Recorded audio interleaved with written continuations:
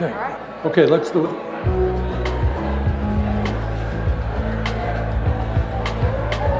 Hello, everybody.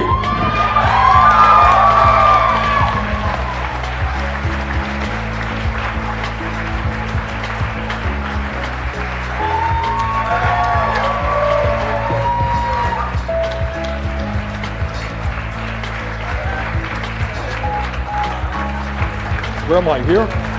This one? Okay. All right. Crisis number one is over. We know where we're sitting. That's good. All right. Thank you all very much. We're going to go on in a minute or so. What we are trying to do tonight is be part of a revolution in terms of the need to transform our energy system away from fossil fuel and to not only save the planet, but create millions of good-paying jobs in the process. So we got some great panelists that we're going to be bringing on in a minute, and I'll explain the format in about 30 seconds when we go live. But once again, thank you all very much for being here tonight.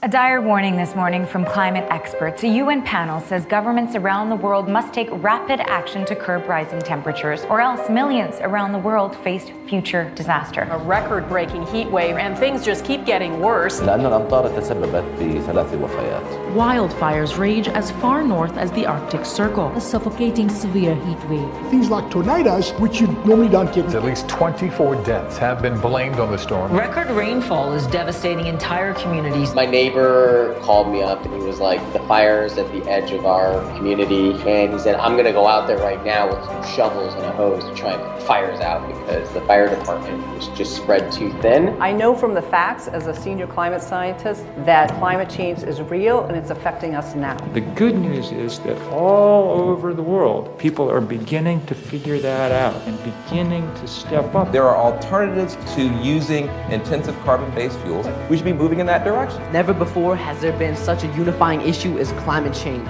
The time is now. We don't have any more time. It's all about everyday people coming together and believing in their ability to change this country. For me, that has meant plugging my voice into the legal and the justice system to hold our government accountable. I'm willing to go to prison for this planet, and I'm willing to go again and again and again until I see some results, until we all see a better world. The hope is in the resistance. Who will stand with me now for mine and future generations to inherit a healthy, just, and sustainable planet? Who will stand with me now?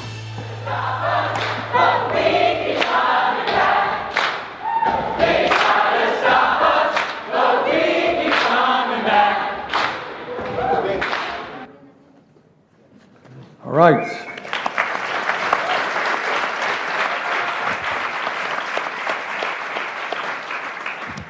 I am Senator Bernie Sanders of Vermont, and I want to welcome all of you to the 4th national town meeting that my office has sponsored. Our first one dealt with the need to make sure that health care is a right in this country, not a privilege, through a Medicare for All system. Our second town meeting dealt with the grotesque levels of income and wealth inequality. Third town meeting dealt with foreign affairs and the Iran nuclear treaty. Tonight, we are dealing with what the scientific community tells us is the great crisis facing our planet and facing humanity, and that is climate change. Before I go any further, I want to thank the live audience, the folks in this room and the spillover room downstairs for being with us at the Hart office building tonight. I want to thank the panelists who have come literally from all over the world to be with us tonight. And I want to thank the progressive online media outlets who are helping us live stream this event. And they are the Young Turks, Now This, Act TV, Attention, The Years Project, The Intercept, The Nation, and The Guardian. And interestingly enough, I want to thank to mainstream media outlets, CBS and CNN, for live streaming this as well. And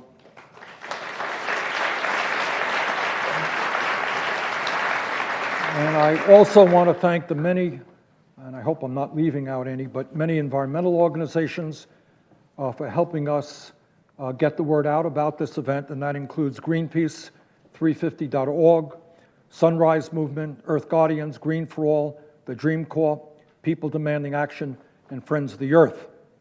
And finally, I want to thank all of you all over the country, and in fact, throughout the world, who understand that it is absolutely imperative that we get our act together on this issue, and that countries throughout the world stand up and take on the fossil fuel industry and transform our energy system away from fossil fuel. Let me just say a word about tonight, and I should mention that unlike commercial television, this event is not sponsored by ExxonMobil.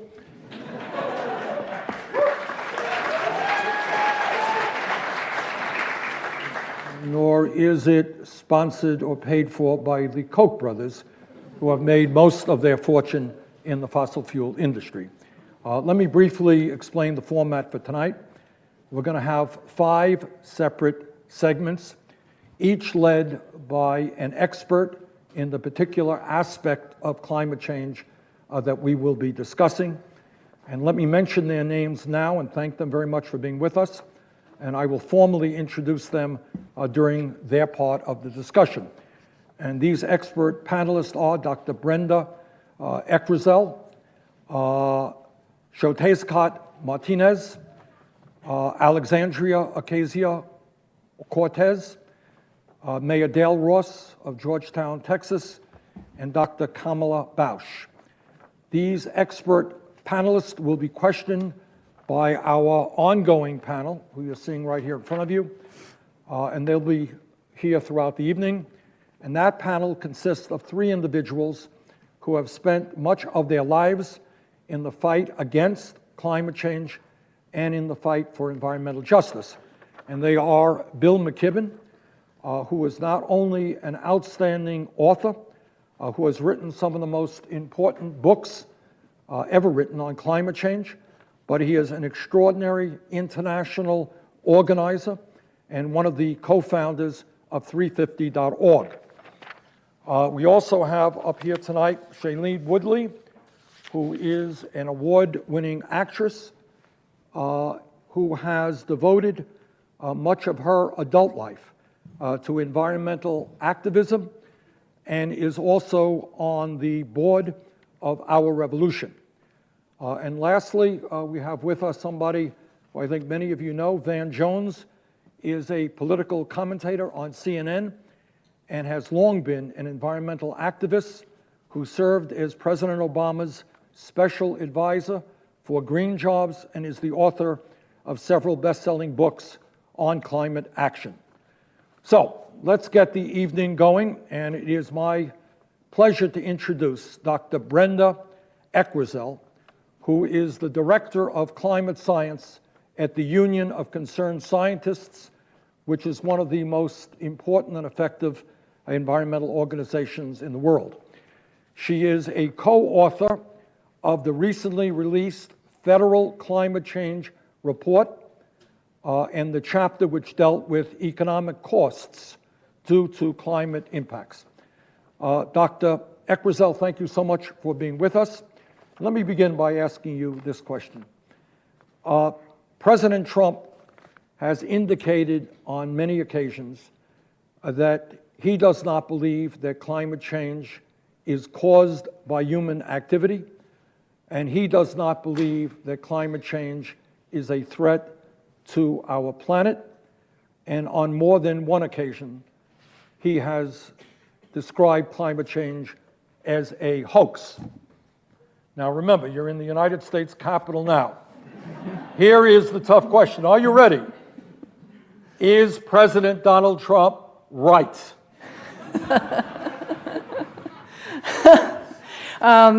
I can say that 97% of scientists agree that climate change is real. It's primarily due to us, and scientists and engineers and many other folks have plenty of solutions. We're ready to roll up our sleeves and fix this problem. So you are suggesting that the President of the United States may not be right on his assertion. I don't want to put words in your mouth. Thank you. Thank you. All right, let me start off with a question. I want everybody to jump in. You worked on the recent Intergovernmental Panel on Climate Change report. Can you give us the major takeaways from that report? Absolutely. The main finding of the fourth National Climate Assessment is that climate change is not some problem in the distant future. It is here, it is now, and it's happening in every part of the country. The other aspect of the report is that we already know that we have had wildfires, drought, and hurricanes in 2017 and 2018 that exceeded the cost of $1 billion per event, per disaster. And some far exceeded those costs. For example, by $90 billion, $50 billion, and $125 billion for Hurricane Maria, Irma, and Harvey.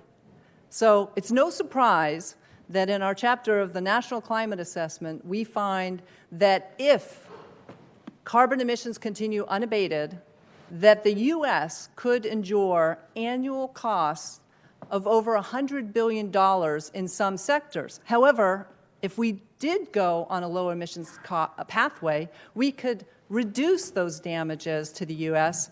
by nearly half in the labor sector and by nearly 60% in the extreme heat mortality sector. Well, first of all, many thanks for being here. You know, I had the privilege just before we came of getting to sit down with 8 or 9 of the people who survived the fires in near Chico, in Paradise and Magalia and those other towns there in Butte County. That's what's happened at 1 degree Celsius global temperature rise.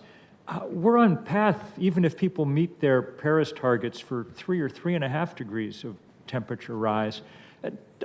Talk a little bit about I think sometimes people may not quite understand just how far into this saga we already are and how immediate the need for action is. This isn't something we can postpone a few more legislative sessions or presidential terms or something.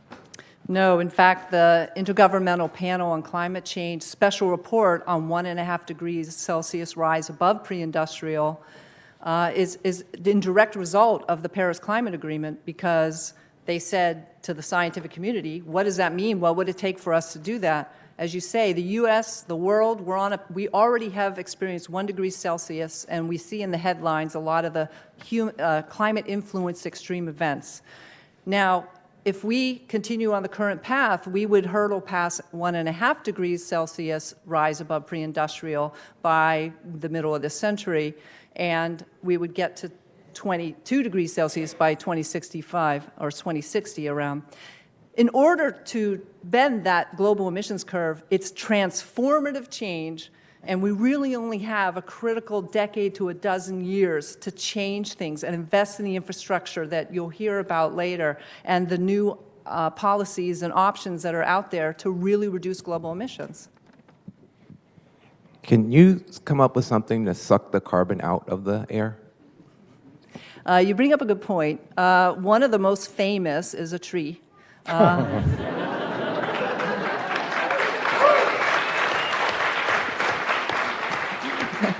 As scientists and engineers, we have not done better than photosynthesis. And there's a lot of good blue carbon that's called out there. It's, you go out there on our coastal waterways and we can see offshore the seagrass, in many places around the world, mangroves, a lot of good carbon storage. However, what that special report tells us that if we go past 1.5 degrees and we go to 2 degrees Celsius, that's a big difference in sea level rise. And that could overwhelm some of these natural nature-based solutions. The seas would rise too fast for us to store that blue carbon. So, for example, the difference between a 1.5 degree C world and a 2 degree C world would mean about 4 inches of sea level. And that would expose, it may not sound like much, 1.5 to 2 degrees, but in terms of people around the world, that report estimates you would expose 10 million more people to sea level rise influence consequences. Shailene, you want to jump in? I would just comment on the point of nature healing nature, and I feel like that's a bit of the dialogue when we talk about climate change that isn't often present. And when you say, you know, what can we do right now to work with nature and conserve nature that will prevent us from getting to that 1.5 degrees? Is that a part of the dialogue at all from your standpoint? Absolutely. Nature-based solutions not only help store carbon, but often they help protect people and make them safer. The fact that wetlands in Louisiana used to be far offshore, and when storms and hurricanes would come, they would protect them. But now its sea level rise has eroded so much that now when a Hurricane Katrina hits, it's so close, and the storm surge is really devastating to Gulf Coast communities and many shoreline communities.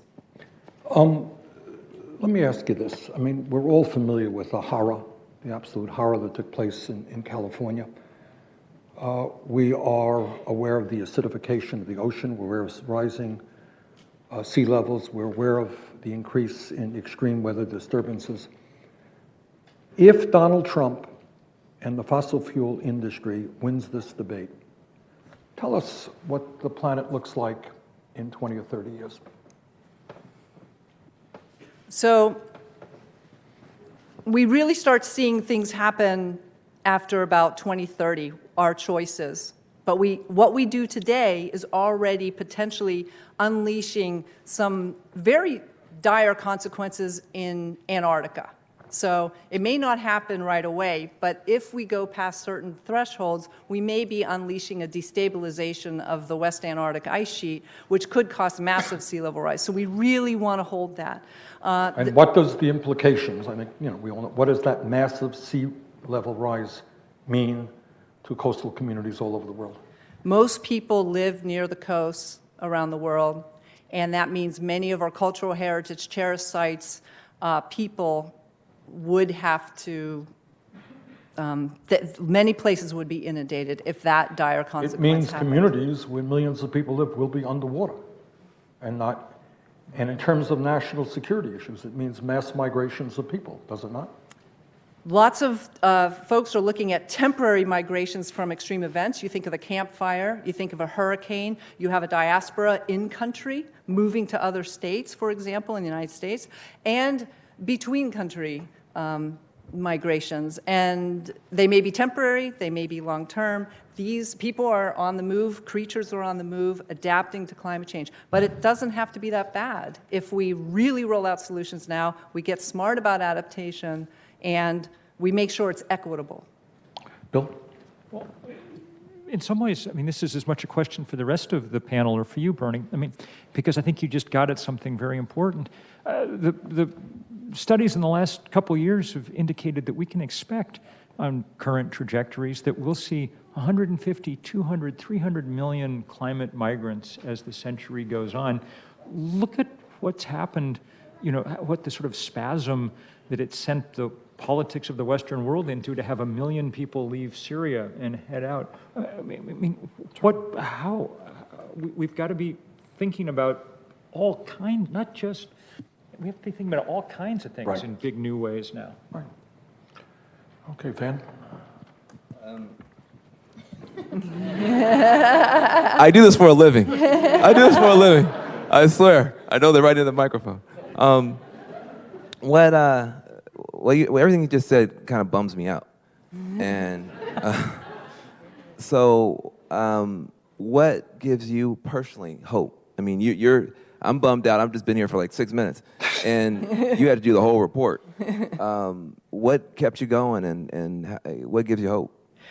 A lot of gives me hope is many people are out there figuring out solutions in many different sectors. We need all of us. We need And what we also highlight in the report is that there's been a lot of initiative in the United States. For over 455 cities have been making solutions to reduce and slow the pace of sea level rise. States, every single state in the United States has some sort of climate or energy related policy. Most of them are transportation. You could go through the list of 30 different policies we highlight in the report. That gives us a lot of hope. And also, I know that scientists and engineers already have rolled out many solutions. We're just lacking the political will to really deploy them. And what scientists are working on are much smarter, cheaper, distributed energy for the whole world, because we need global emissions reductions, and we need everyone around the world to have access to new energy, as well as in equitable ways.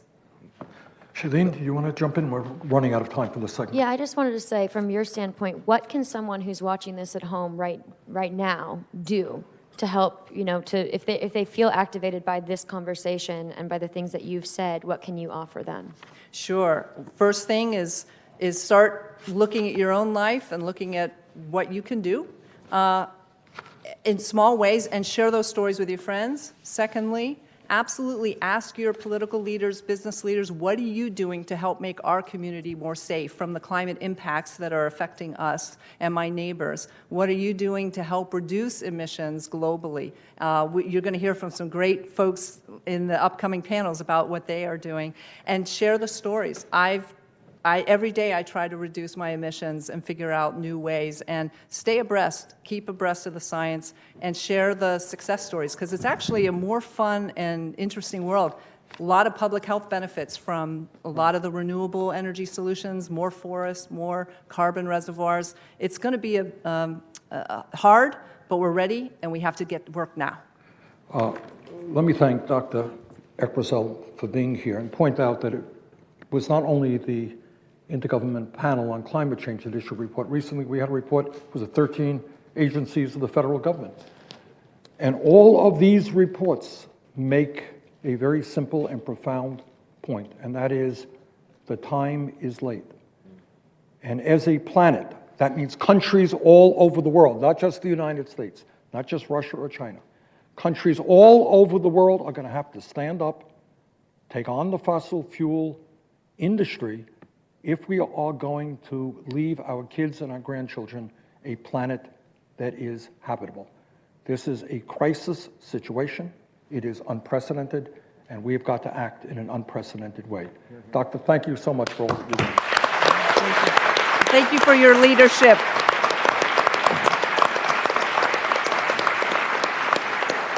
Anwar in Alaska, one of the great sites of energy in the world. This past December, Trump's administration opened our sacred lands to oil and gas development. 95% of the Arctic has already been open to oil. This is the last remaining 5%, and this is the heart of the Gwich'in people. Right now, we are on a sinking ship in Alaska. We have 33 coastal communities dealing with erosion. There's no ice to protect the land. When the water comes in, it would protect the land, but that's not there anymore, so it's eating at Alaska, and there's 33 coastal communities that are dealing with this. There's 2 communities that do have to leave. They have to move their communities. We have ticks, something I didn't even know what ticks were. Our animals have sores on them, and we still live off of them, so it's scary and it's concerning. The seismic testing that they're doing, they are going to be bringing in 53 90,000-pound vehicles into our sacred land. These are where our animals live. They're not concerned about the impacts that it's going to have on our animals or the Gwich'in way of life, and the indigenous people's rights are being violated. We're not asking for anything. We're not asking for jobs. We're not asking for schools. We're simply asking to continue to live off of the animals that provided for us for thousands of years. I want my children to have a healthy ecosystem. People don't understand that this is a crisis. This is a humanitarian crisis, and we need to start speaking up for our children. Thank you. Of all of the generations out there who are helping us to lead the fight against climate change, it is clear that it is the young people who are in the forefront. And we are delighted to welcome Xiuhtezcatl Martinez, who currently serves as the youth director of Earth Guardians, a conservation organization dedicated to empowering young people. He is a grassroots activist who is rallying the American people to take a stand against the fossil fuel industry.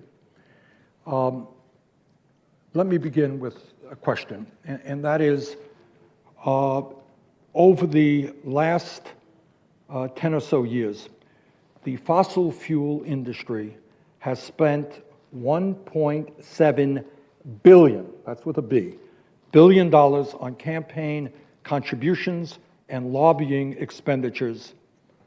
And I can tell you from firsthand knowledge, have been running all over this country, that in state after state where there are environmental initiatives on the ballot, the fossil fuel industry has been spending huge amounts of money trying to defeat those initiatives.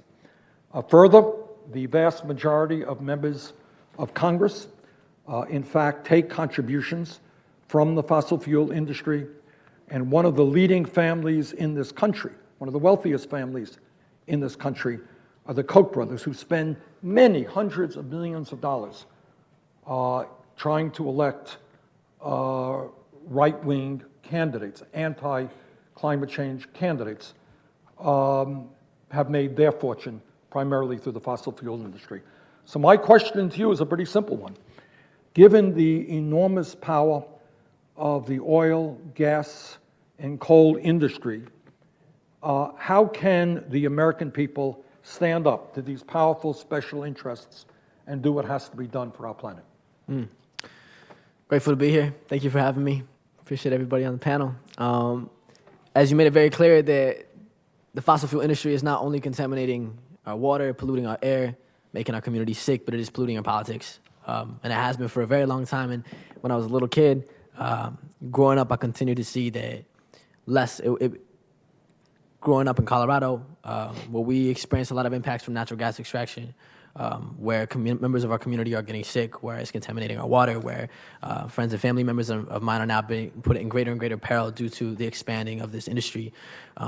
This issue is less and less about, red or blue, because we see in our state where progressive Democrat politicians are claiming to be representatives of our future, of our people, claiming to care about climate change, claiming to care about clean jobs, when they're taking massive campaign contributions from the natural gas and the oil corporations. For me, it's been very clear that this isn't about, the left or right wing. This is about politicians that stand up and represent the best interests of our community, of our people, and those that are going to be backed by the fossil fuel corporations. And I think one thing that we've seen is that historically it has been politically risky to stand up to the fossil fuel powers as politicians. And I think that my generation is very different. That young people in the world today have a different understanding and perspective on the world, because yes, we are the future, and yes, we are at most at stake because of what is yet to come, but we are also here now. And I think that gives us the perspective of pushing the agenda so that it is politically risky to not stand up to the fossil fuel powers. Well, that's exactly where I wanted to start off with. What are you seeing? You get around the country. What kind of activities are you seeing your generation getting involved in that older generations are not? Definitely. I think one thing that I've seen very clearly is that our generation is more connected than any generation in the past has ever been.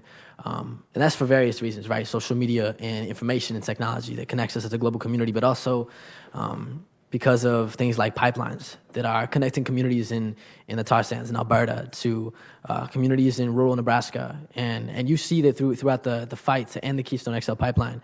The Cowboy and Indian Alliance was an example of people from very, very different perspectives, different communities, different ways of life, different belief systems were connected by a threat to their way of life, to a threat to their water. So continuing to look at issues like Standing Rock, when you see the connectivity and the people that it inspired and brought together from walks of life all over the place. Like, this is something that is unifying us as a national community, as a global community, that people are beginning to recognize that this is bigger than any one of us, because this is bigger than politics. This is bigger than the environment. This is bigger than just rising sea levels. This is about our way of life. You know, as you saw in the video that was just played, as you hear in the news frequently, like, this is about people. This is about humans. This is about the fact that our generation, my little brother, my little sister, their future is threatened by a crisis that politicians have spent too much time, you know, separating it and making it a partisan issue, and really tainting, I think, what needs to be a unifying space.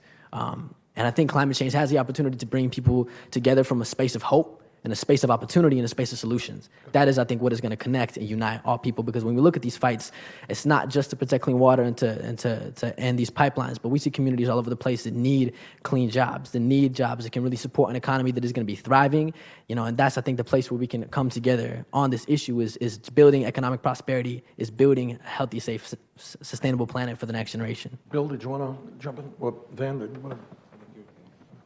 I was going to say something similar to what you just said, Bernie, but I do feel that, you know, past paradigms surrounding climate change, there's a lot of fear involved, and people tend to retreat when they hear about it, or I'll just go live over here by myself and protect my family or make sure my community is safe. But we don't really have the luxury to do that anymore. It really is a community. You have to be involved with your community. So is there anything that you've noticed with our generation and the generations that are to come, and the people who are still here? That sounds so funny. Sorry, I didn't mean it like that. Every generation on the planet. You know, how people are working together in a new way because of this new sense of connectivity? I think the narrative and the story that inspires people the most is when we communicate well that this has to come from a place of love. And I think that is something that people all across the board can connect and can relate to, because for me, when I think about why I've spent the last 12 years of my life, you know, I'm 18 and I started getting up onto a stage when I was 6 years old to talk about these issues. And, you know, when I think about the sacrifice and the time and the energy, it's not about a crisis or about an issue or a problem. It's about, you know, the moments and the magic and the places I've been and the culture and the music and the food and, like, everything beautiful about human existence, right? Those beautiful things, the memories, like the small things, right? And that is what we are fighting to defend. That is what is worth fighting to defend. That is worth setting aside what we disagree about, setting aside what separates us and what divides us, setting aside these different things in our system and our society that separate people. And that place of love and that place of understanding that this is the most important issue of our time, because it connects every other issue. You know, if you care about gender equality, you know, some of the most recent studies, including Paul Hawken in The Drawdown, was talking about how one of the best ways to address our climate crisis was to educate women and advocate for their reproductive rights. That's a direct line of intersection between these two movements, because climate change is that thing, is that umbrella crisis, that it is more than what we have ever successfully communicated it to be. Let me speak to the older people here. All right? Let me see how you communicate with these older people. All right, let's see. Okay. Bill? Well, I completely get fear and hope and love, all those good things. Mm-hmm. But I think sometimes I channel my inner Bernie and just get pissed off, too. And to go back to the question, I mean, you just lived through this thing in Colorado where the oil industry literally outspent community activists 40-1 in a successful effort to beat a bill, not that would have banned fracking, would merely have banned it in people's front yards and schoolyards and things. 40-1, they spent $40 million. One of the things that the Sunrise Movement has done so well is try to get politicians on the hook. Are you going to take money from the fossil fuel industry, or are you not?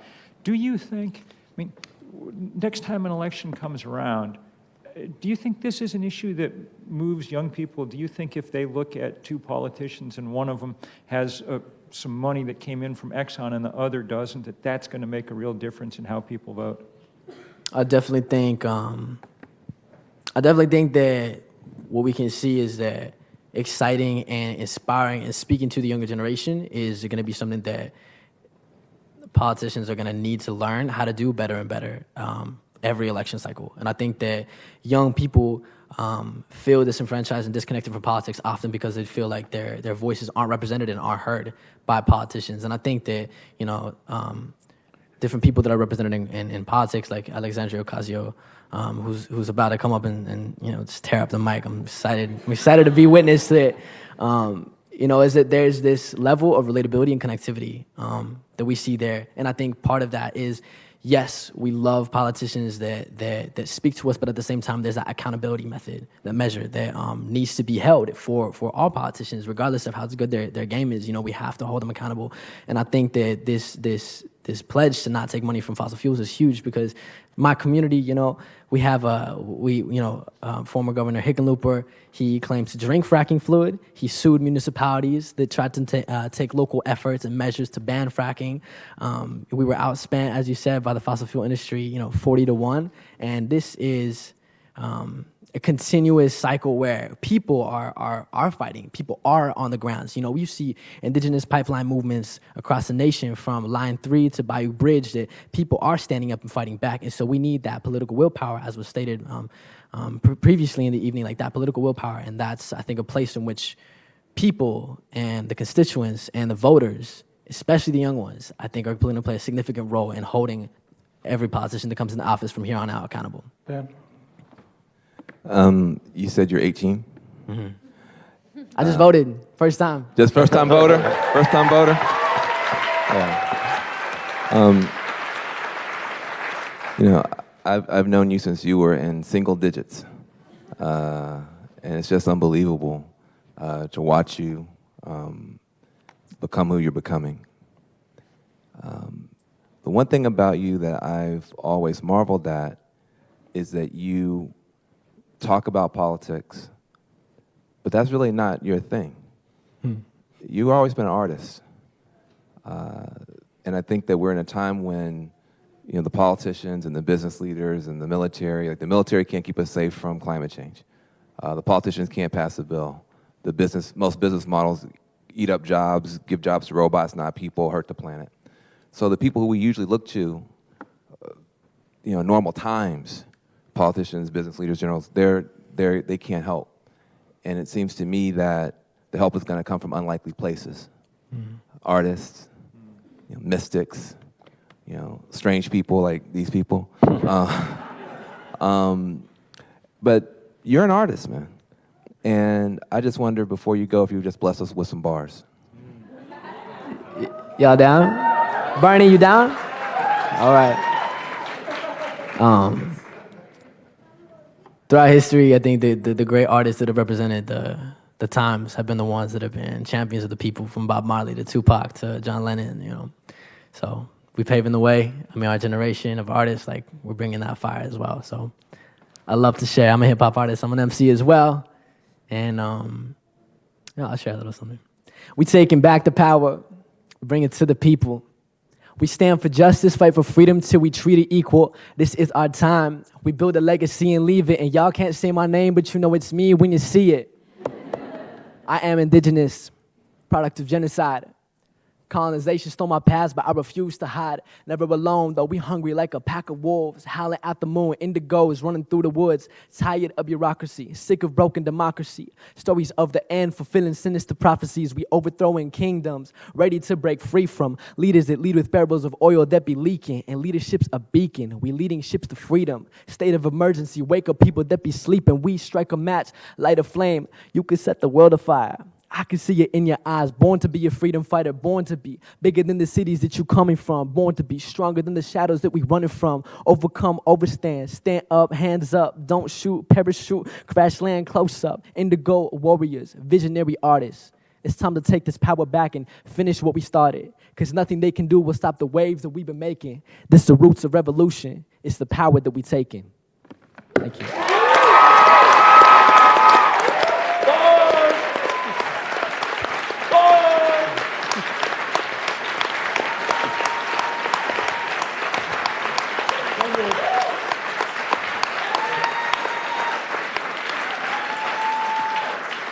I think I can say, without fear of being wrong here, that this was a unique presentation in the halls of the United States Senate. All right. Thank you so much for being with us.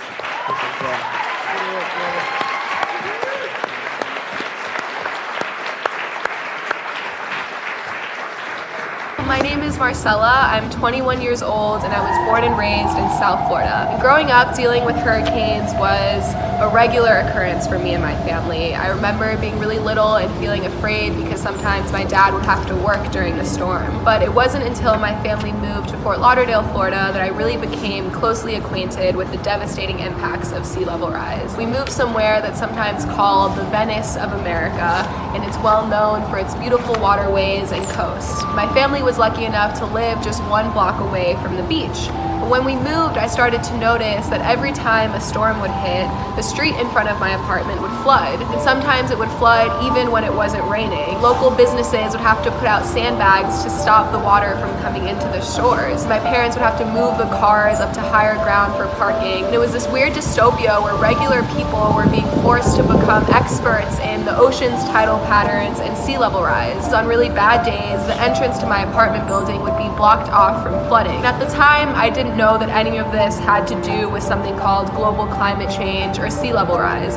I just knew that this was an everyday part of my family's life. Then I went to college and I learned that my personal experiences with flooding and with hurricanes were just warning signs of more drastic changes to come for Florida and for the rest of the world. Scientists predict that by the end of the century, South Florida and Fort Lauderdale could see up to 6 to 7 feet of flooding. And that would put 1 out of every 8 homes in Florida underwater. I love way more than 8 people in South Florida, and no one should have to live in fear of losing their families or their homes to rising seas. And that's why I'm fighting to stop climate change and create millions of good-paying jobs in the process.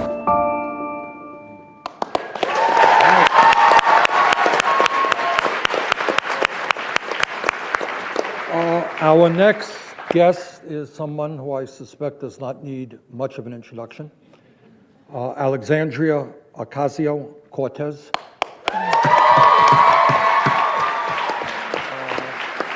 Is the Congresswoman-Elect from New York's 14th Congressional District. She is a bold progressive fighting for a Green New Deal and for other legislation, not only in terms of the environment, but in all areas. They're going to protect ordinary people against the greed of big money. So Alexandria, we're delighted that you're joining us this evening. Let me start off with a pretty simple question. We have heard over and over again from the Trump administration and from fossil fuel economists that if we transform our energy system away from fossil fuel and we become more energy efficient and we move to wind and solar and other sustainable energy, what they are telling us is going to be a disaster for the economy. Is President Trump right? That's a hard one. I want you to think about it before you respond.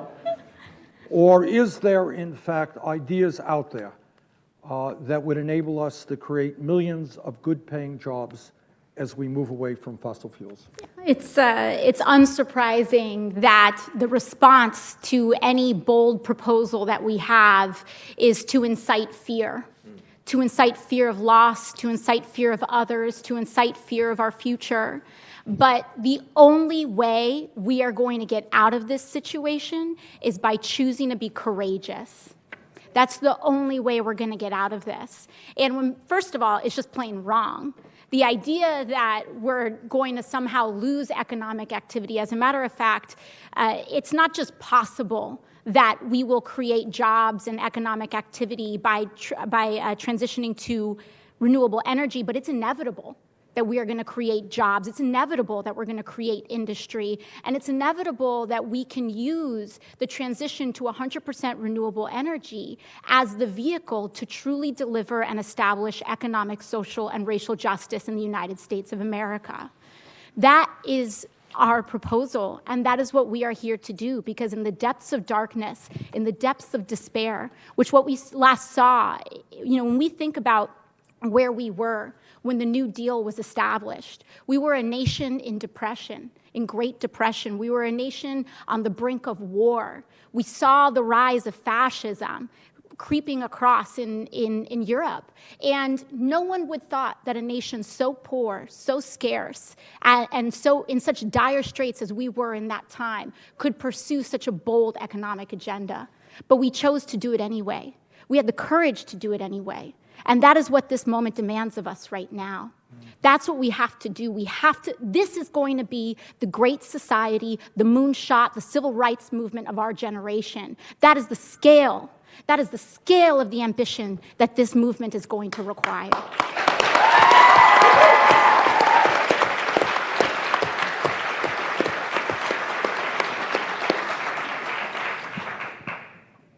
How do we, I think what we all understand is that we're fighting for the future of the planet. But what Alexandria is talking about is that not only can we effectively combat climate change, but in the process, we can do good economics and create millions of good-paying jobs here and throughout the world. Alexandria, go into some detail. Yeah, absolutely. And it's important to also talk about the fact that this is not just an economic solution, is that this is the mechanism through which we can really deliver justice to communities that have been underserved. The water in Flint is still dirty. The water in Flint is still dirty. We've got children, Van and I were talking earlier, we've got children that are choking on the smoke in California. Those same children, and rather children mirrored of those children in Puerto Rico are choking on the fungal spores because we have not recuperated from the crisis, and the mold from the floods is taking up all of these people's homes.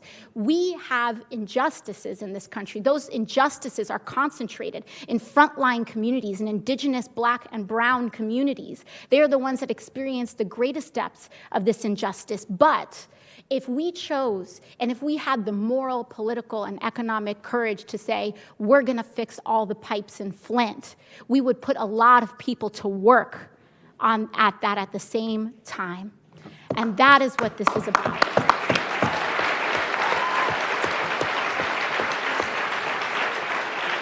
Van should ask the first question here, because Van literally wrote the book 10 years ago on the kind of green collar economy and green jobs and things. Van? Well, first of all, it just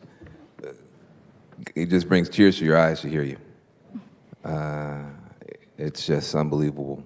And, Bill and Bernie, myself, and a bunch of other people here, we tried to take this hill in 2008. A big part of Obama's agenda was essentially the Green New Deal. I had a job in the White House to try to implement it.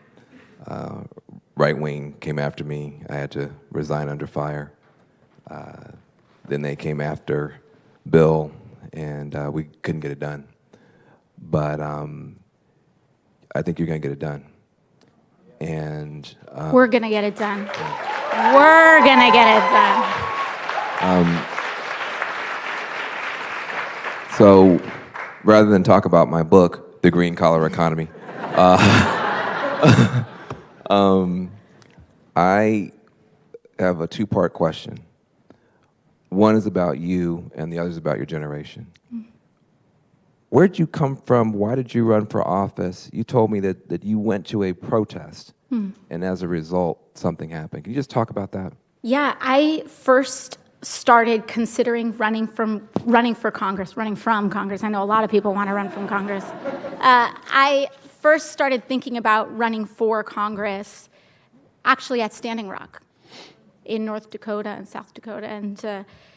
And it was really from that crucible of activism where I saw people putting their lives on the line and Native peoples putting everything they had on the line, not just for themselves, not just so that this country can honor the treaties that we have made, but for the entire water supply for the Midwest United States, that they're putting everything on the line for others, for people that they have never met and never known, but they did know that children were out there drinking that water, going to drink that water. And when I saw that, I knew that I had to do something more.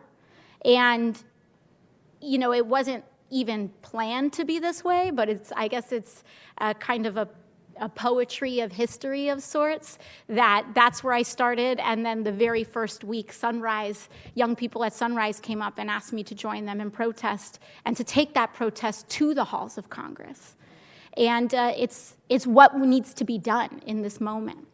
Well, the fact that you start as a protester and then you run for office against all odds, you win, and then join the rest of young people, you're still protesting even while you're in power. I think that idea of being both a movement leader and a politician, which I think Bernie Sanders is probably the best example of, is something I think is important. The other thing I think about your politics that's interesting is your generation uses the term intersectionality, which I've had to look up, but it's, I think, we used to call it the Rainbow Coalition back in the 80s and 90s, but you guys have taken it to a different level.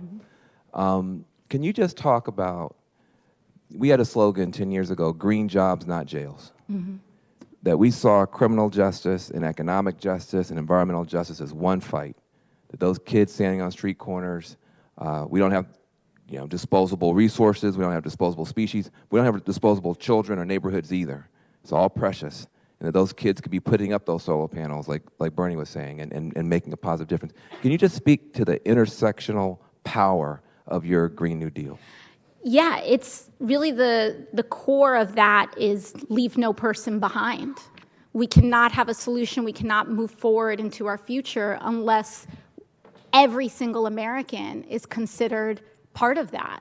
And whenever we see oversights, oftentimes when we get to the negotiating table in laws, in policy making, there's this idea that, oh, we can leave the poorest of the poor behind, or we don't have to worry about this tiny sliver of the population because they're just a tiny sliver of the population.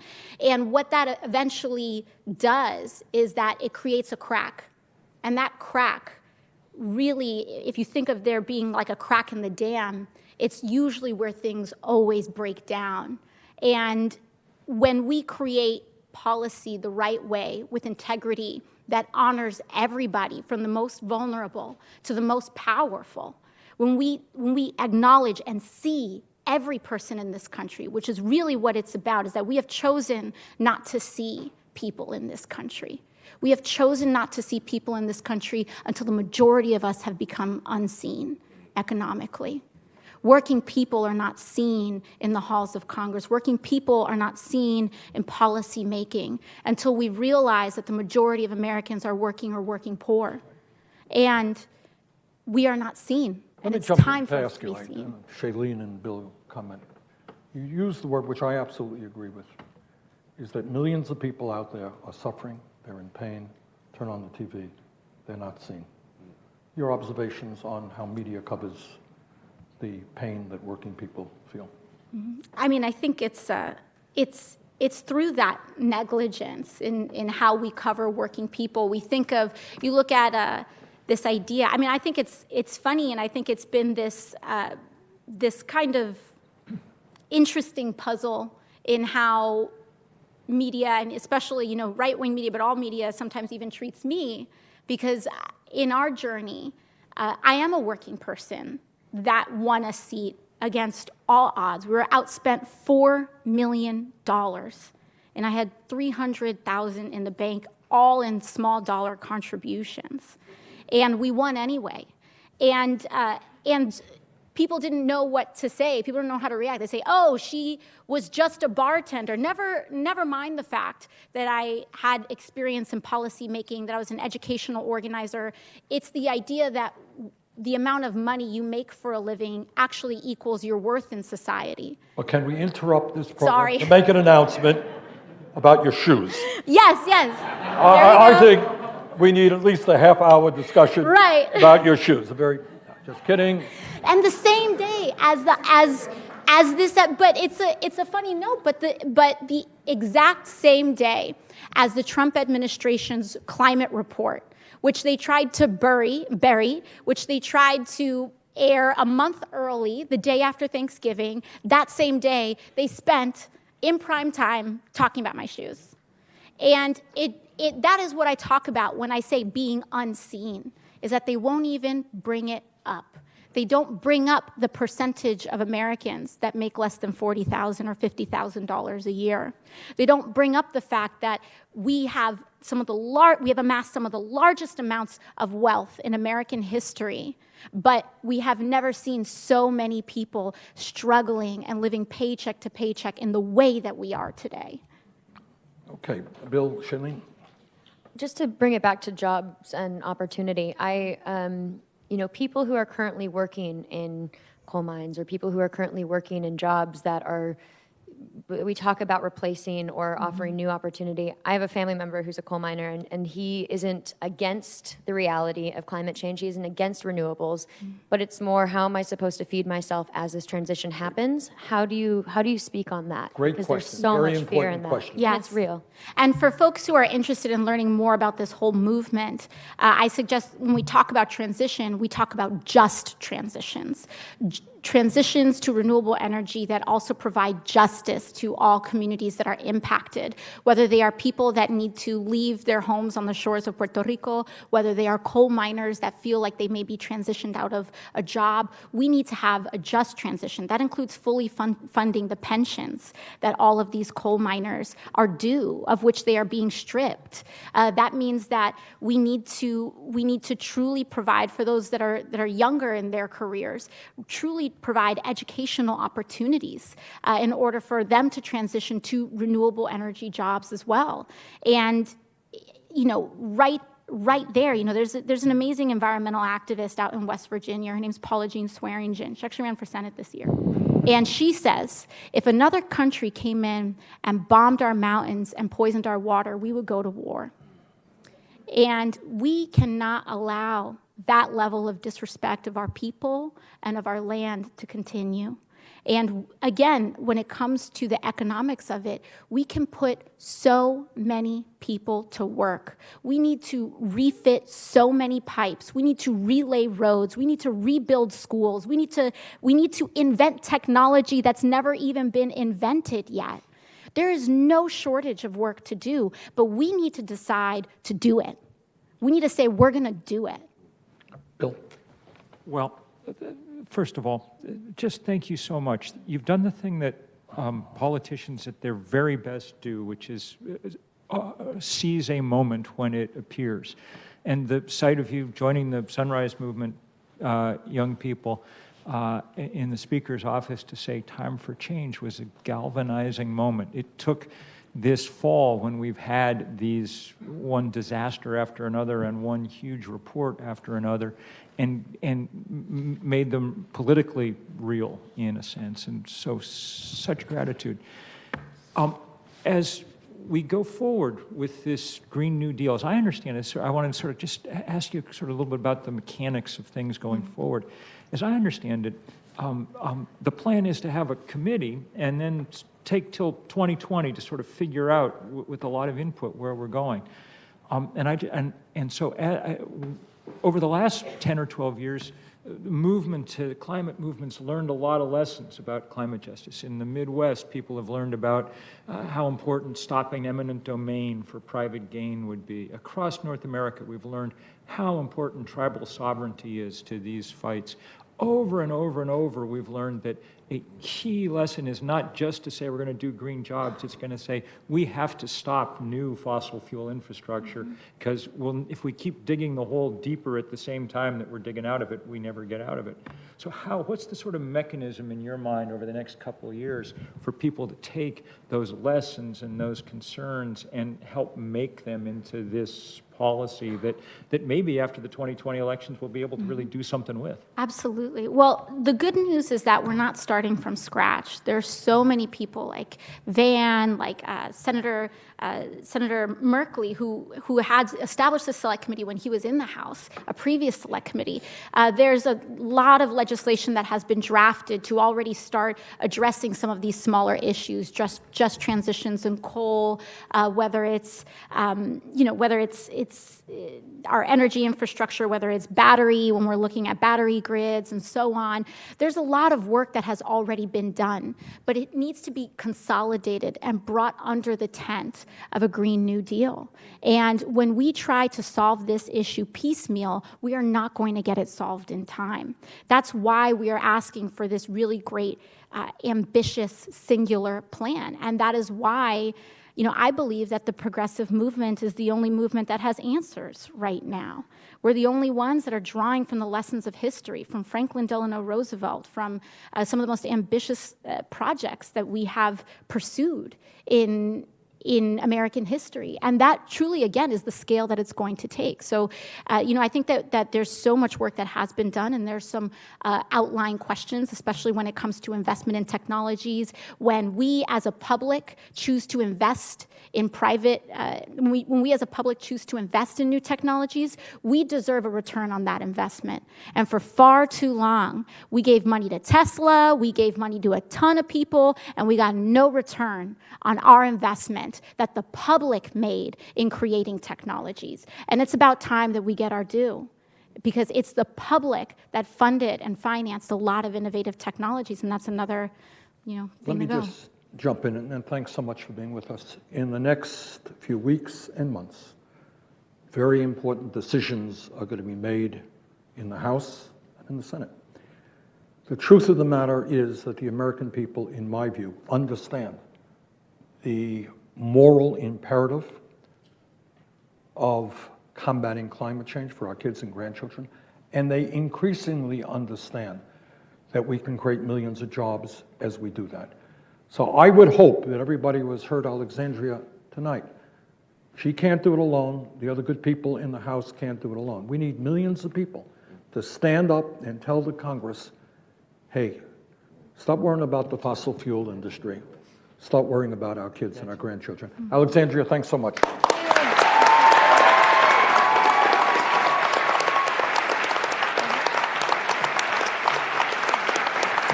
first few weeks after the hurricane, we were down and we were still down. I've seen a lot of hurricanes, how can I get up here without but not like Maria. You hold it, Barney? Tens of thousands of homes have been damaged or completely destroyed. Kids are not in school. You have no electricity. All the world scientists agree what happened. They all agree that the storms are worse because of climate change. Y el huracán María realmente lo volvió lo que era un problema humanitario crítico en casi una catástrofe humanitaria en la que 200,000 personas se han ido. The people, they feel forgotten, and neither the government and it's a sense of they don't care about us. Yeah, I think Puerto Rico, I think we did a fantastic job in Puerto Rico. What is there to be proud of? 2,975 dead? Especially with climate change, we have to be honest and understand that the world today is not where it was 50 years ago or 30 years ago. We're going to push for a switch to clean energy sources, and we have plenty of sun. Does it make any sense to simply rebuild the system the way it was? And it's necessary for the island to take advantage of two of its great natural resources. That is the sun. This is Isla del Sol. Take advantage of that, and take advantage of wind and sustainable energy.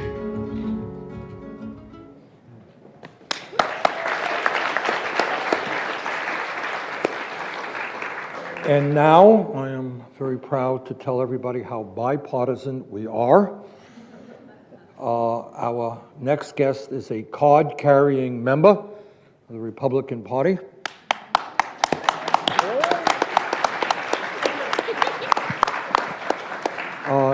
And he is Mayor Dale Ross of Georgetown, Texas, a community of some 70,000 residents.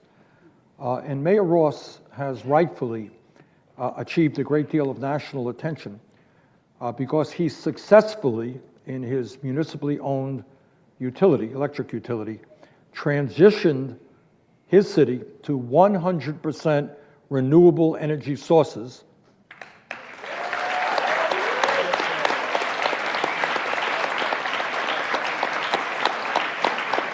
And I think one of the points we want to make tonight, and Mayor Ross will speak to it, is obviously the main issue is saving the planet. Nothing more important than that. But we are also talking about the ability to create millions of jobs. And in my view, and I think Mayor Ross will talk to this, over a period of time, we have the capability of lowering utility costs in America. All over this country, people every month, they get their utility bill and they pull their hair out, all right? Sick and tired of rising utility costs. And I think we have the opportunity as we transition away from fossil fuel to stabilize and lower that. Mayor Ross, thank you so much for you and your wife, Mickey, to be here with us tonight. So let me ask you this question. Your city, as I understand it, now has 100% renewable energy sources. That's right? true. And I would imagine that having moved away from fossil fuel, the electric bills in your community are soaring, and everyone is beating down the halls of City Hall in order to get you to go back to fossil fuels. Am I right? You are absolutely wrong. Oh, okay. Glad to hear that. No, the critics, I would hope that that's the case, but that's not what we did. We made our decision based on the facts. We went based on where the facts would be, and so what we wanted to do is achieve two things. One, we wanted to eliminate volatility in the short-term markets. Two, we wanted to have a electricity source that we could mitigate regulatory and governmental risk. And so when you have wind and solar, which are renewables and it's clean energy, there's not a whole lot that the federal government can screw up for you or the state government because there's not a whole lot to regulate. And what we were able to do is we were able to sign contracts for 20 and 25 years that our kilowatt per hour price does not increase over the terms of the 20 and 25-year contract. So if you assume normal inflation at 1.5% to 2%, what are we going to be looking at in 10 years? I think our rates will be considerably lower than those in surrounding communities. All right. So listen up, America. You may believe in climate change, you may not. But what this Republican mayor is telling you is if you want affordable electric bills, think hard about moving to sustainable energy. Okay, who wants to start it off? Dan? First of all, it's only recently that people would be shocked to hear this coming from a Republican. As a guy that ran for president in 2008, he said climate change was real, caused by humans, cap and trade would fix it, it'd create millions of jobs. I miss that guy every day. His name's John McCain. John McCain ran as a climate champion and a climate hawk in your party just 10 years ago. It's the only thing that Obama and McCain never fought about because they both agreed. I wonder, for you now, looking at the party, what are the best arguments that you are finding to bring your Republican sisters and brothers around? Because I'm tired of us just having a food fight about it. We're on Titanic going down, and we're just having a food fight. What arguments work for this new Republican Party? Yeah, I think the best argument is you have to be a fact-based decision maker. And so I trust the scientists in their field that can land a Mars rover 300 million miles from here versus somebody that really doesn't have any education or expertise in climate change. Now,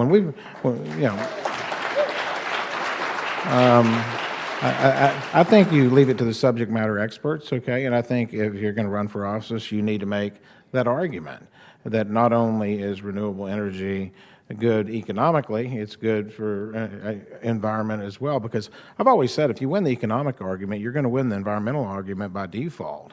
And I think the greatest hope is when you look out here and you see this audience and you see these young people, this is the future that I see, and with their help, we can get folks elected to office that knows that there can be both environmental benefits and economic benefits to going renewable energy. And I think you'll see the tide is changing. And let me tell you why the tide is changing. We are at a tipping point right now where it's all about cost. And coal cannot compete with wind and solar on cost.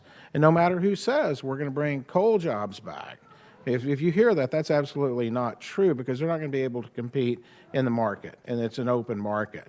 And so what we're looking at is we're looking at the tremendous job creation in wind and solar and renewables, because you got three kinds of renewables. You got wind, solar, and hydro. Hydro's out in Washington State, Oregon State, okay? And so if you look at Texas, we're #1 in wind, and we're #5 in solar, and we'll probably be #1 in solar in a couple of years as well. Our solar farm, it's pretty cool. It's a 2-mile array, and it tracks the sun in the morning. So as the sun rotates, the array so that you can maximize the energy you're producing. Now, let me tell you what. Takes 3 people to run those 1.7 million solar panels on 1,250 acres. But up in Amarillo, where our wind farm is, there's 97 turbines. And those guys do maintenance day one, and it takes them 30 days to get to turbine number 97. And the vast majority of the folks up there on that wind farm, they were in the oil patch. And they like this. It's better pay, it's cleaner work. And like a guy told me, he says, hey, I'm 35, I'm going to retire as a technician out here because I really like my work, and it's going to be there, I think, forever. Incredible.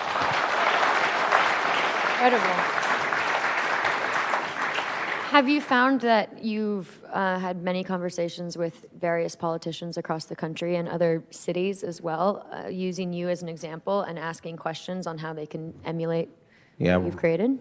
Yeah, there's a city north of Dallas called Denton. And we're the first city in the state of Texas to be 100% renewable, currently the largest in the country. They're going to be the second in the state of Texas. And our folks in our utility have been working with them. And they understand the economics and they understand the long-term certainty. And they're going to go down that path just like we have. And I will say this, and Van and I were out in Hollywood. Yeah, I'm in Hollywood. Yeah. I've been in 4 movies last year, okay? Gore, Redford, Ross, you hear all that. And so, Shailene, now you got some competition here. You didn't know that. I'm just saying. But we were out there, and we gave a presentation, and I get back to Georgetown, and this is where there's green and green energy on the economic development side. I get a phone call from a billionaire who saw our presentation, and he says, I need to meet with you because he believes in rewarding cities that have really good environmental policies, and he's authorized me to spend up to $50 million in your city. And so I'm not going to name his name because we're currently figuring out a way to spend his $50 million. If we get in a bind, we're going to ask my wife, Mickey, how to spend $50 million, and we will have that figured out in, 2 weeks, I'm guessing. And so not only is it the right thing to do, it's economically the right thing to do, and it's the future because, you get into the moral and ethical discussion right now, and don't we have an obligation to leave the planet better for our kids and grandkids and great-grandkids? And we have the ability to do that. You just have to have bold visionary leaders who you elect to make that happen with y'all's help. So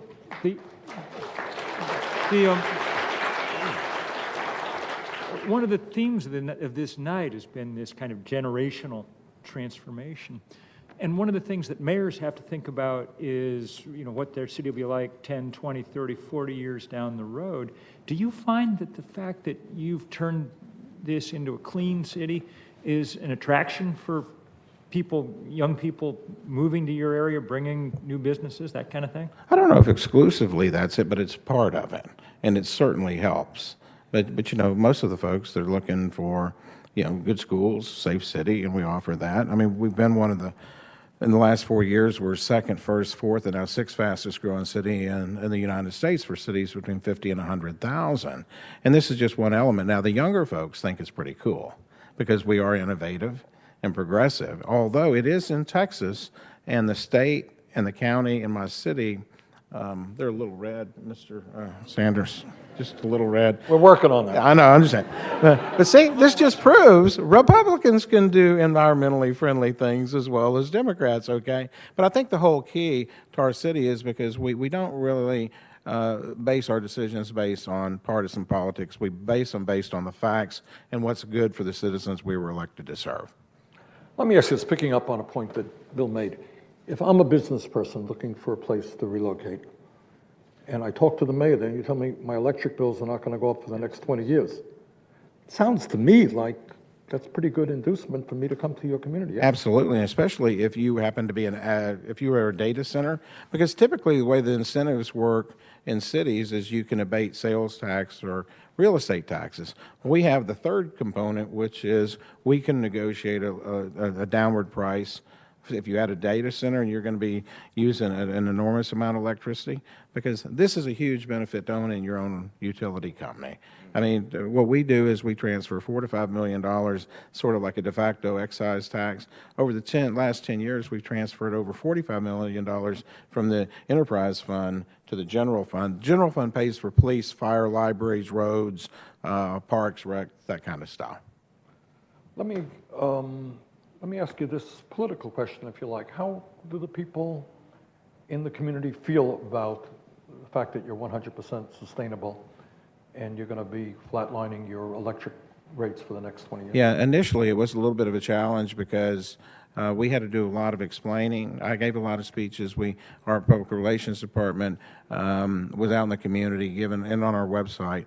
Initially there was a little resistance, but it's too good to be true, right? So it was too good to be true, though there are those doubting Thomases out there. And I just said, well, let's just take a look at it for a year, and you tell me if your utility bill goes up or not.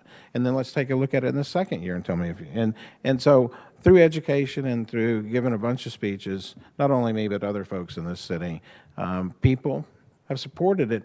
And now that we've got not only national attention but international attention all across the globe, people take a sense of pride in it.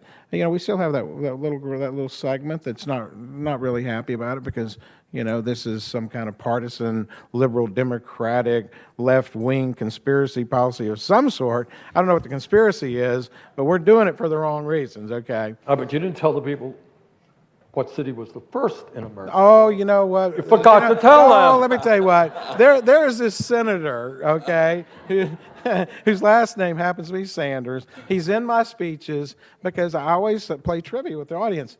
Okay, who was the first city in the United States to be 100% renewable? And then I'll say, well, they were from Burlington, Vermont. And then I'm going, okay, who was the mayor at that time?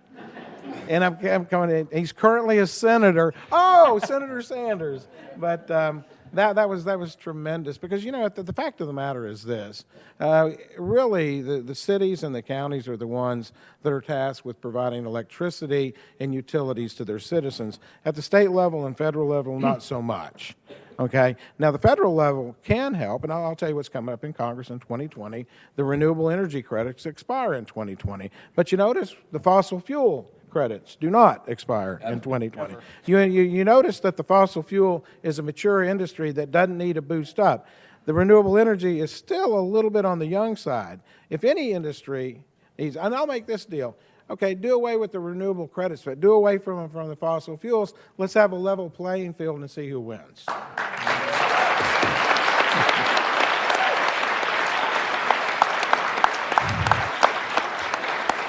Other questions? You know, I'm from Tennessee. You're from Texas, so I grew up in a red state. I noticed your wife has that beautiful cross. You mentioned doubting Thomas. Is there a spiritual dimension to this? Is there? And you talked about politics. You talked about economics, but I get the suspicion that it may be deeper than that for you. And I just wonder if you'd speak to that. I think it is. I mean, I think we have a duty and obligation to leave the world better than we found it, okay? And I think if you look in the Bible, there's all kinds of points made about being a servant and having a servant's heart. And if I can just change the world just this much before, hopefully, I go northbound, then I think it will be a life well lived. And I think that's what we can expect. I hopefully, when I'm dead and gone, the poets will write poems, and the songsters people in Georgetown will be singing songs and odes about me when I'm gone, or maybe just put a little statue somewhere. But in all seriousness, it's all about leaving something better than you found it. And I think we're on the path in Georgetown to making that happen. All right. Mayor Dale Ross, thank you so much. Thank you, sir. Appreciate it.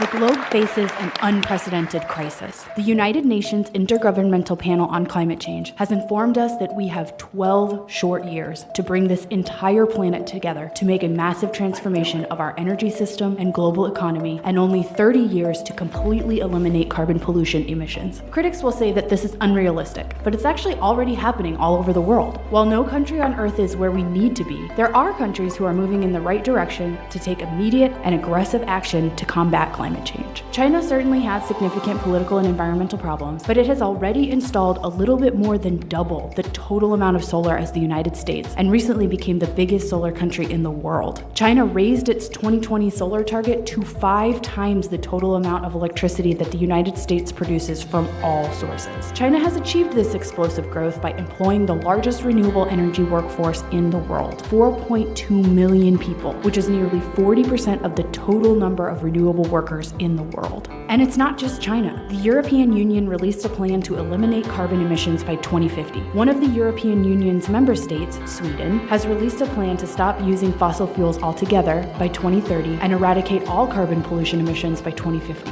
France is investing over $9 billion per year to triple its onshore wind power capacity and multiply its solar power generation 5-fold by 2030. In 2017, Brazil and India joined China to account for 63% of the world's renewable energy investments, around $143 billion. India is now producing the cheapest electricity in the world through solar and wind plants. This is a pivotal moment for the United States. We cannot continue to abandon our fellow humans all over the globe. We must lead the fight to cut carbon pollution emissions and create millions of jobs.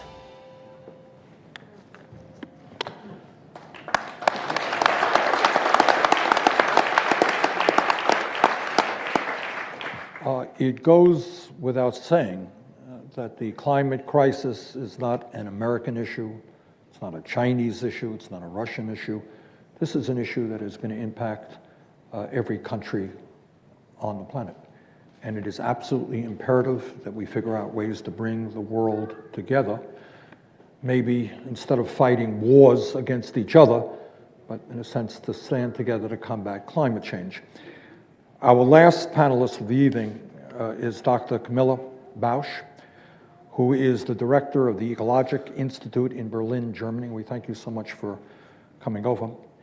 She has been a long-standing part of the German delegation to the UN climate negotiations, and she has been monitoring some of the innovative breakthroughs in sustainable energy that have been taking place all over the globe. Dr. Bausch, clearly there are some bright spots in terms of breakthroughs in sustainable energy. We're producing energy in many parts of the world that are far less expensive than was previously the case.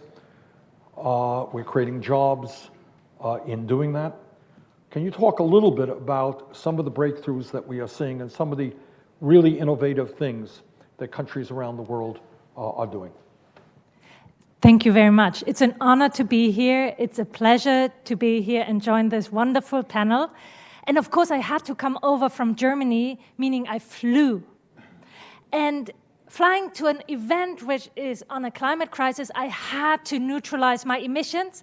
And I dedicate my neutralization, which will be an investment in an incredibly efficient stove for a family in Nigeria, to Senator Sanders. So, having said this, I think when we think about innovation, when we think about the forward-looking approaches, we have to think different areas. We have to think bold policy, innovative policies. We have to think about innovative business practices. We have to think about innovative citizen action, and we have to think innovative forward-looking research. So let me give you a few examples from some areas, and then we can discuss some more. So one innovative, bold policy, which was innovated some time ago, but I think it was really a game changer, was the German feed-in tariff. The German feed-in tariff was very interesting because it allowed citizens, it allowed farmers to get involved in an area where the old utilities didn't want to invest. Renewables, coming to a situation that we actually pushed from 6% of renewables to almost 40% today, driven by the population. It's great for the acceptance. That was innovative, and that actually was a model which spread. Second, if we think innovative business model, there is this company. It started with a young entrepreneur in his mid-20s, having the vision of bringing clean energy to rural Africa, Eastern Africa, where he wanted to provide that to fight energy poverty, to fight poverty and create business opportunities. And he went there using the plummeting prices and cost of renewable photovoltaics, and he used digitalization. And in combination, he attracted more than $100 million of investment dollars. He has now and it's not even 10 years in, 700 employees in 12 countries and provides 600,000 people with clean energy, wanting to expand that to 20 million in 2023. And with this kind of spirit, I think he could do it. Third, innovative approach. I mean, you could also look to the biggest lithium-ion battery ever now installed in Australia. That is a Tesla battery, and it's giving great ancillary services, meaning stabilizing services to the grid in a context where we have a lot of renewables maybe needing that. So that is innovation, but I want to look more to Chile. You can look all over the world. That's the nice thing. To Chile, they are innovative in that way that they turn around their policy. They were heavily coal and gas dependent, and then they had kind of a energy security dip when the imported gas wasn't delivered anymore. That's kind of painful. So they figured they have to change strategy, and they found they have a desert. Deserts are good for solar. And the nice thing is you don't have a not in my backyard phenomenon there, a NIMBY phenomenon, because there is basically nobody. You can really spread out your solar.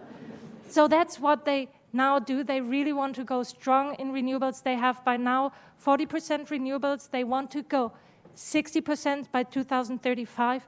And they are just discussing this year a coal phase out. So I think that is an innovative policy approach for Chile. Let me begin the discussion by asking you, if we had sane leadership in the United States and around the world, if we were able to take on the power of the fossil fuel industry, from an energy point of view, what would the world look like? I want to see that world. I think it would look like very different, but I think we have to say we all have to become a bit saner than we are today. That means, how do we consume? What do we drive? So I think it's a back and forth between the people and the policymakers. Who do we vote for? So I think it's a back and forth. And in this future situation, let's think of a city, because I think it's very different if you're in a rural area or if you're in a cities area, the solutions are different. But if you think city, for example, our concept of mobility will be very different than today. It's more about how do I get from here to there and less about my car, my parking lot, my. So you go into a sharing economy and they will be driven hopefully by electric mobility, and the electricity obviously comes from renewable sources. We will have improved storage capacities, for example, in batteries, as we just talked about, and things like that. So it will look very different from today, and we will think much more about our choices. And by the way, that does not only affect things which are relevant for the energy system, but also plastic, or it will just be a different society and better for the little ones we love. Okay. Bill? Well, first of all, thank you so much, in part for reminding us that they don't call it global warming for nothing. This is the first truly global problem we've faced. We've talked a lot tonight about the United States because we're in the U.S. Senate and because this is, where we have some purchase here. But it was reminding me as you were talking of just amazing scenes that I've witnessed in parts of rural Africa where people had never had any energy before, and the first energy they ever got came from solar panels. We take, for us, if you get a solar panel on the roof, it's nice, but you've had electricity your whole life. I remember sitting around a group of elders, and they kept handing me cold bottles of water to drink, and I was grateful because it was hot as heck in Ivory Coast, but it took me a little while to figure out why they were so proud to be doing this. Until the week before, there'd never been anything cold in this place before.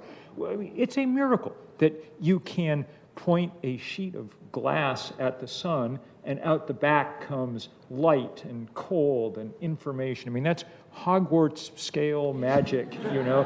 And the fact that that we're not jumping on it as with everything we have is a sign of our own, well, I think mostly of the short-sightedness of the fossil fuel industry, which is why I was also glad that you talked about the Energiewende and the feed-in tariff and things.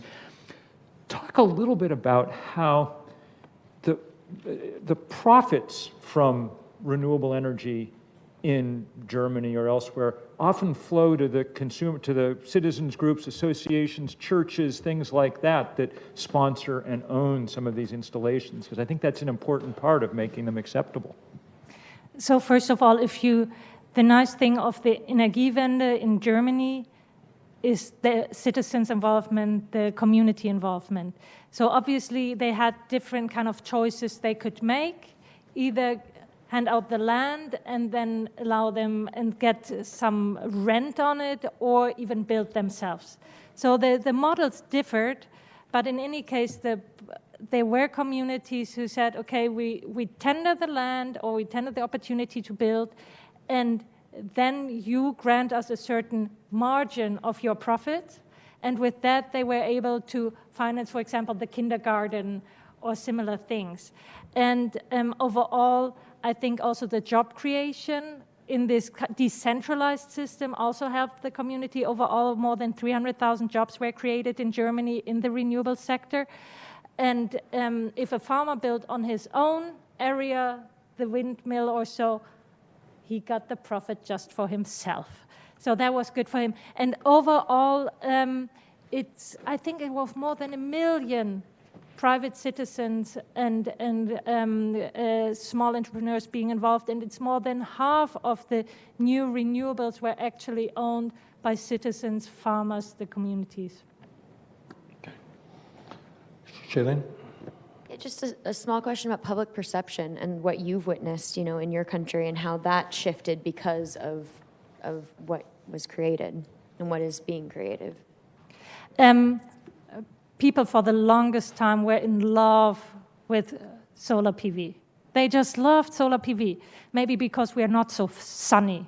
It's kind of the idea of the sun or something, I don't know. They loved solar PV. And that helped actually supporting a scheme which cost them money, because at the initial phase, we had support solar energy with within the public scheme.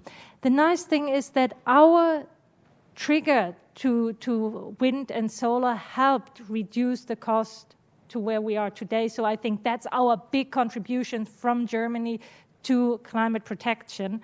And now there is obviously also a debate how to go further. Still, I think the public ownership helps, but it doesn't help with everything because not everybody owns. And then you have to change infrastructures. And then there are the grids to be built. And then you have public debates over where the grid to go. And so it doesn't come without challenges, I must admit. And some people say we want to have tourism, others say we want to have offshore wind farms. So how do you combine this? Can you combine this? I think the important thing is there to have the community be involved, be heard, and find a solution. Maybe it doesn't fit with everybody, and we have to think about the common good we are working towards, but involve them, let them be heard, and make it as good as it can be with the goal you have in mind. Ben? You seem pumped. So that's good, because we started off kind of bummed, and now it's just getting better and better, and you're kind of like global light bulb. So I think that's good. I also just want to brag a little bit that we are fighting here in the U.S. We did get beat in Washington State. The bad guys put in a bunch of money. Washington State beat us there, beat us in Colorado. But in Portland, the Coalition of Communities of Color got together and got everybody lined up, and they were able to pass a ballot measure to take $30 million from big box stores and put that into creating green jobs and solar panels and that type of stuff. Portland also dreams of the sun, apparently, just like the folks in Berlin. And it's a real victory. And it's a victory based on people coming together across different lines. And as like Alexandria was saying, nobody got left out. Nobody got thrown under the bus, and they were able to win. And I think one of the things that we forget is that this is cool stuff. I mean, the people who are doing this here and around the world are cool people. Having, a big fight, but also having a good time. Sometimes getting a chance to win. Sometimes getting a chance to meet famous movie stars. This is not a bad night for me. So, can you talk a little bit about there's a politics of joy that I think is just below the surface in terms of public perception. Because you were at Standing Rock. Standing Rock created a whole boom of love and joy, and you seem to be a part of that. Can you just talk a little bit about this is a community of awesome, weird, wonderful people around the world that we get, and the door's open, anybody can join? Coming from a research institute, I feel honored to be awesome, weird, and what was the third thing? Wild. Anyway, I can tell you about a few moments of joy I had. And then you have the dips in between. So one moment of joy was in 2007. Why was that? We were in Bali. And Bali, we were negotiating in the UN climate negotiations. Where do we go towards a next international agreement? It was about, do we get a mandate to negotiate our future in this setting? And it was a very, very difficult negotiation also with the US, very difficult. And at the end, we got the deal. We called it Bollywood because just, like in a good Hollywood movie, just before the end, we thought, oh God, it's gonna crash. And then we actually got it. And that was Bollywood. So that was a happy moment. But then you saw 2 years later when we wanted to sign the deal, and actually a lot had happened to bring the issue to the heads of state level. More than 100 heads of state came, and we had Copenhagen. The negotiations didn't come out as we wanted to. But then, just a few years later, a happy moment again, the Paris Agreement. So that is now the framework we as a world want to work under, work within, work towards. The Paris Agreement, meaning a global effort, a common global effort toward climate protection and adaptation in a solidarity system. So, and I could talk on, but I don't have time. Let me ask you this, as somebody who, has an understanding of what's going on the planet. Do you perceive that there is a growing sense of urgency about the need for a very aggressive response to climate change? Are these reports that you've been a part of making people in countries aware that, man, if we're going to save our country and this planet, we have to move very quickly and boldly? Are you sensing some of that? I think that we are starting to feel a lot of the impacts of a rising temperature.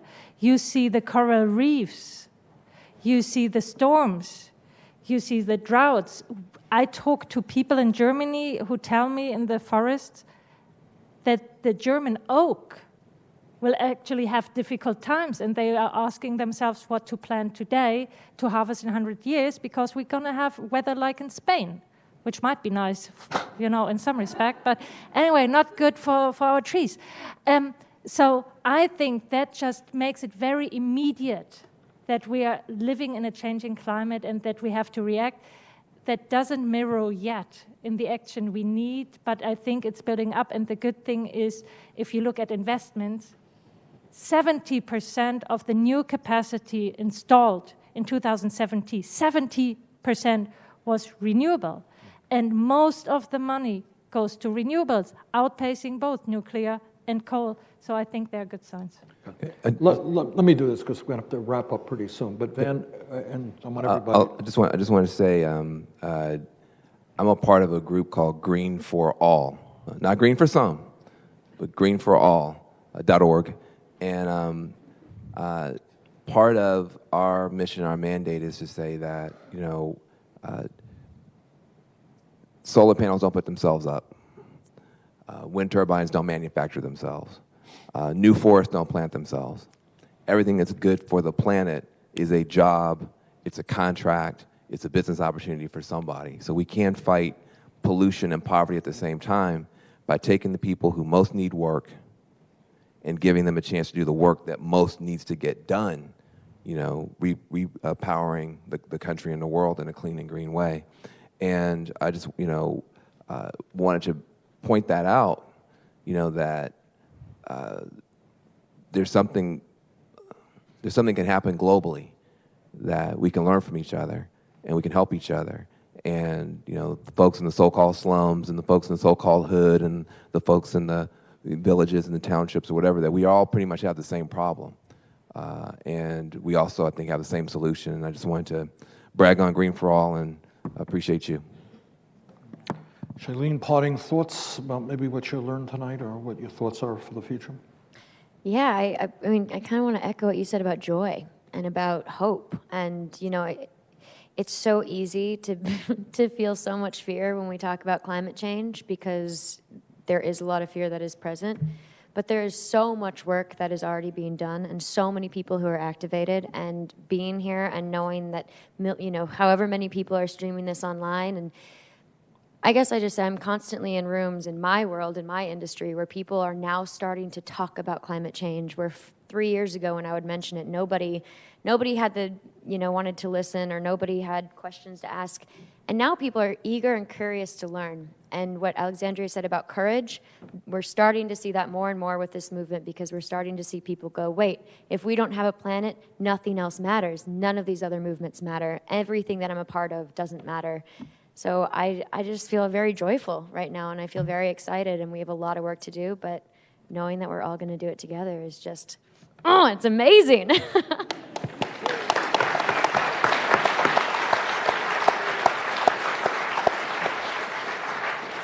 Bill? Well, look, you know, I wrote the first book about climate change 30 years ago, so I've had as long a time as almost anybody on the planet to think about this and deal with it. We could have seized this moment 30 years ago. In this Congress, Jim Hansen, our greatest climate scientist, came and said, here's what's going to happen, let's get to work. We didn't seize the moment because the fossil fuel industry got in the way. 20 years ago, we were at Kyoto, the world coming together for the first time. We could have done it, but no, Exxon et al. Made sure that nothing happened. 10 years ago at Copenhagen, we could have used, as you said, Dr. Bausch, could have seized the moment there and nothing happened. In the last 10 years, there's been the beginnings of a real movement building. And Bernie, you've been a big part of that. I mean, when we started the fight against the Keystone Pipeline, there was literally no other politician in Washington who had the slightest interest in talking to us about this because it was not popular. True story. When people went to Standing Rock, when people built the divestment movement that now has passed $7 trillion, when now we see the Sunrise movement and people, we better damn well seize this moment, because the physics and chemistry of climate change mean we do not get an endless series of moments to seize. If we don't seize this one, when we come back in 10 years, we're going to be doing the eulogy, not the, you know, not the pep rally. So this is got to be the moment, and we're just so thankful for the energy here. I mean, I was asking Van earlier how many people watch CNN on a given night. Maybe on a good night, 700,000. We've got way more than that tuned into Climate News Network tonight, watching millions of people watching this around the country. In the end, what changes things is movements. That's what shifts the zeitgeist and lets us do the work that needs doing. We won this argument 25 years ago. The science was entirely clear. The argument was over. But the fight, so far, we've lost, because fights are about power and money. And now we've got to bring that power ourselves. And tonight's a big part of that. So thank you, Senator Sanders, for organizing this, and thanks to everybody who's out there doing this work day in, day out.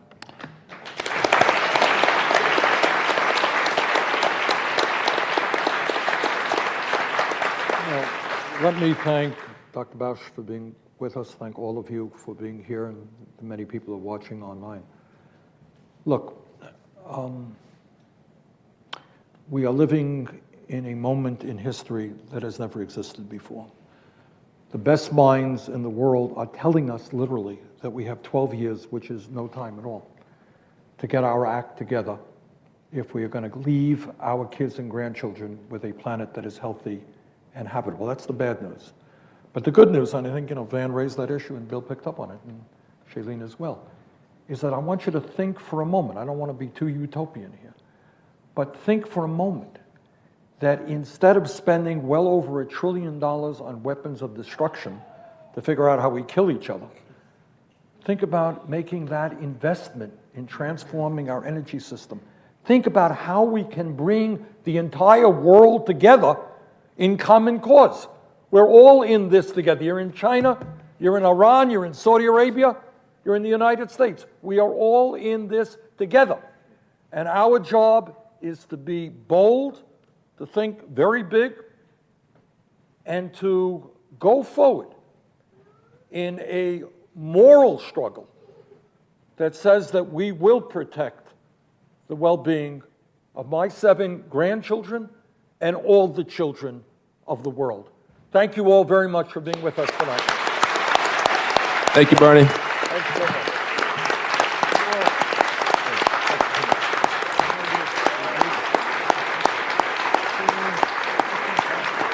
Van, take care.